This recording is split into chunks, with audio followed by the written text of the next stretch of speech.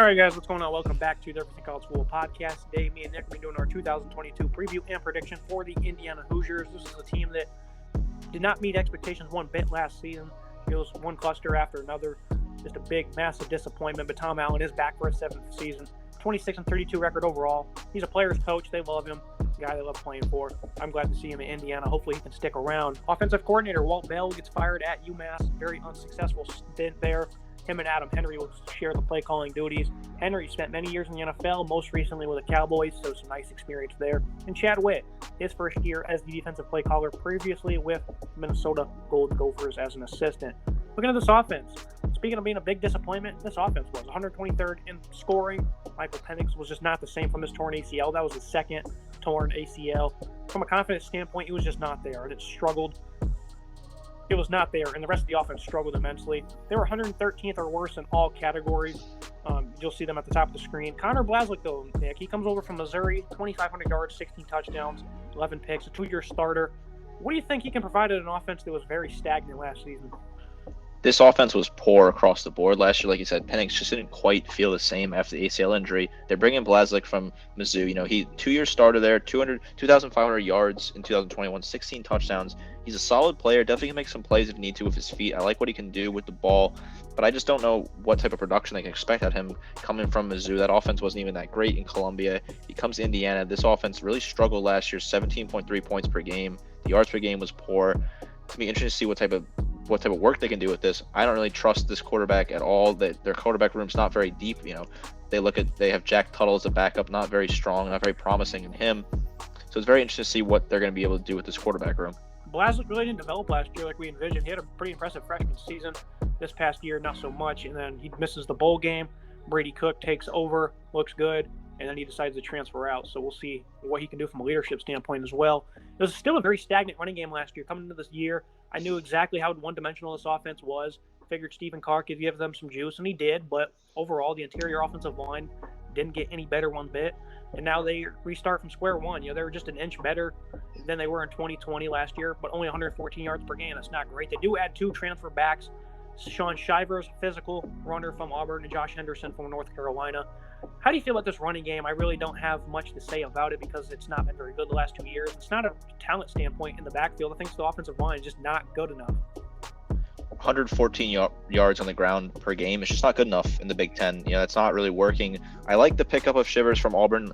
He's a very talented back. Didn't get a whole lot of play time at Auburn. You know, they ran the ball off through Tank Bigsby. I think he's a talented back, but like you said, the offensive line is just very poor, and you can't get those running room and those holes that you need on the offensive line. You're not going to be picking up a lot of ground game. So this running back room, you know, they can bring in these talent. I think, like, they pick these two guys in the portal. I think they're very talented players, but the offensive line is just not strong enough to help these guys out.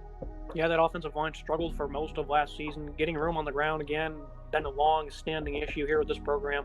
Pass protection is also quite inconsistent. It wasn't all Penix, but when your offensive line can't protect, you have no confidence. Bad recipe. It's going to be a disaster all around. Matthew Bedford, though, right tackle, one of the most tenured players on this group. He's back. You know, they struggled immensely on offense last year. It didn't help out the defense any, which we'll get to here in a second. But the top three pass catchers are also gone. DJ Matthews, only 5 games last year. Special teams asset. He was expected to be a big part of the offense last year, but health was obviously a key for him. And then Emory Simmons, another UNC transfer, expected to be top wideouts. I was very high in Indiana last year because I liked Penix and those receivers, despite being well aware of this O-line in the running game. But the pass catchers also heavily disappointed. So what are your final thoughts on this offense? Think it'll be better than last year? Because that's not saying much. It's hard to see the improvement. Maybe with Blaze Light, they can get some more talent. And I like DJ Matthews. He can stay healthy. I think, like you said, his special team touches that he gets, very creative in the special team department, but he just has an injury problem. Only played in 5 games last year. So if he can stay healthy, they can get some talent out of him. Simmons also a bit of a wild card coming from UNC, but it's hard to see any sort of improvement in this offense. 289 yards per game was pretty poor, and that's probably about right where they're going to be this year. Looking at that defense that didn't do them any favors. It's really the offense that didn't do them any favors, though. You do get back 7 starters. They only had 17 sacks last year. That was 115th in FBS. The pass rushing unit was terrible. You know, they weren't much worse versus the run than compared to 2020, which was another big issue for this football team. Thought they were actually a tad bit better defending the run. That was one of those areas I was looking to see what they did. You know, but much like the offensive line in the trenches, the defensive trenches is an issue. They lose some key defenders up front. They do get back James Head, DeMarcus Elliott, and I like J.H. Tevis coming over from Cal. He's been one of their best defensive linemen for a couple of years. No real playmakers, though, at first glance. There is some potential. How do you feel about this defensive line that really hasn't given them much the past 2 years? They haven't really been great against the run defense or the pass rush at all. I don't really know if the improvement's going to be there. It's going to be tough to kind of replace some of these guys that have left, graduated on, got drafted. So it's going to be interesting to see if they can put together the pieces here. Some freshmen have to step up and see if they can make some plays. Looking at the middle of the defense, Micah McFadden, he got drafted this past April. He was actually probably their best pass rusher, I think. I think a lot of that production came from him. He's gone. You've seen in the Cincinnati game when he got ejected, which he probably shouldn't have. You know, if you remember watching that game, he was unfairly ejected for targeting, but the energy is just different when he was not on the field, that game being a big proving point of that. He's now gone. Bradley Jennings, though, the Miami transfer, he's coming over to replace him. I think it's a really solid addition by Tom Allen and this football program. Cam Jones, a veteran playmaker, he's been around for a long time. I like what they got here at linebacker, but again, I think they're going to have to do way too much to make this defense respectable.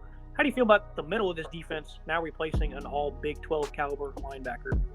It's going to be tough to replace Mike McFadden. I think the Giants got a really good pick in him in the 5th round. Very talented player. Bringing in Bradley Jennings from Miami, I think it's a really nice pickup in the portal. Tom Allen makes a nice move there. I think Jennings can have a good year and step up, but it's going to be tough to replace that production that McFadden had. Like you said, all Big 10 honors. Very talented player. Jennings might have his potential to have a good year. I think he'll have a pretty strong year. And Cam Jones, I like what he can do as a veteran, but those two guys, I don't think those two guys together can replace the type of production that McFadden had.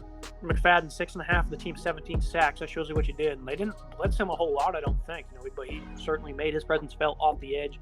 Looking at the back end of this defense, a secondary that was quite talented, but again, another disappointing part of this football team. You know, they showed good ability to cover downfield. Just underneath and open field tackling was tough. T1 Mullen also struggled with health. He's one of the top corners in college football. His brother, of course, is in the NFL with the Raiders. Devon Matthews, he's another returning veteran here at safety. You know, all around, that's all I feel about the secondary. There's only 2 names that really stand out to me. The rest is kind of a hit and miss, I think.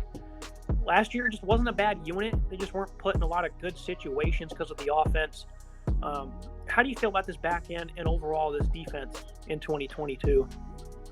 I think Mullen's a very talented player, and Jalen Williams is also a talented player that returns. I think he has some potential, but it's just there isn't a whole lot of talent outside of those two. I think Matthews has a potential to step up as well, but they're just not the best secondary in college football. They struggle a little bit. They had a poor year last year, and I don't know if the step up's really going to be there. Yeah, you know, they had some good games, like I said, against Cincinnati and Michigan State, where they really had a great game against the Spartans. But their offense did not have a pulse one bit. You know, they had some really key losses as well. So I think the defense is going to be better overall. I think it's probably going to be much of the same last year. I'll go ahead and say they'll uptick a little bit just because I think the offense will be a tad bit better as well, which will be instrumental in helping them out. Looking at this schedule and the prediction, 3-9. I have them picking up a home win over Maryland. I don't really have a reason on that. I just think they'll show up to play against Maryland that day. I think their offense will have some success against that defense. Those pass catchers will win some matchups. And then, of course, 2 non-conference freebies against Idaho and Western Kentucky, which loses a lot for the people that are going to comment how good Western Kentucky was last year. Nobody's there anymore, so that doesn't matter. 3-9, 1-8 in conference. How are you feeling about the Hoosiers? I think they have potential to win that opening game on Friday night at home against Illinois. That'll be an interesting matchup. That's a bit of a late kickoff. That could be a fun game. But like you said, they get the 2 freebies in Idaho and Western Kentucky. I also agree Western Kentucky were very strong last year, but they lost so much talent that's going to be tough to replace. And then you look at the rest of the schedule at Cincinnati, at Ohio State, at Michigan State. These are tough matchups in the Big Ten. I don't see a whole lot of room here. They're going to struggle against Maryland, but they could potentially pick up the win there. I think that they're going to lose to Maryland, but I'll give them the win against Illinois. 3-9 is right where they belong, 1-8 in the conference. The September 2nd game on a Friday night should be really fun. Illinois, though, I think they'll have the physicality advantage there. It should be a nice, close ball game, though, to open up the season. I do see Illinois taking that one.